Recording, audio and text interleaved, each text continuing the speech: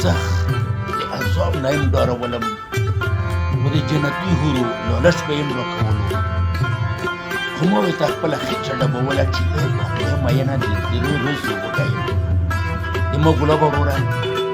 د یوه سردار دوې اسپې وې چې په هغې کې یوه بیماره شوه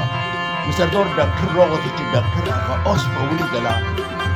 نو سردار له یې چې د دې بیماري داسې ده چې دا په نورو مالونو کې هم خپره شي دې له زر راوړه او دې له زهر نو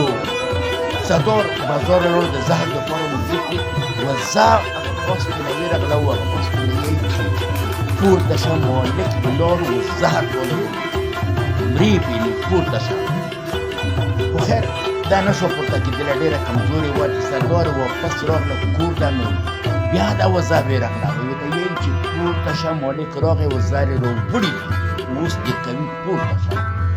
خیر دې د خپې شروع کړلې وو ورو ورو ورو پورته شوه او بیا چې پورته شوه نو په خپله ستبل کې یې منډې شروع کړې چې مالک یې زر وړلو او ورکولو دې اس په نن چې موږ کتلو نو دا اس په منډې وایي په ستبل کې نو ډېر خوشحال شو نوکر له ویلې چې منډه یې ما خپلو دوستانو له وایه چې نن د سردار د طرفه تاسو ټولو له دا وطن قصاب راغواړه و هغه وزه الله راکوي نو ګلالو بچو همدردي خو ډېر خوښه ده خو کله داسې همدردي د درد سر جوړ شي لکه د یو ځای ډېره ډېره مهرباني خوشحاله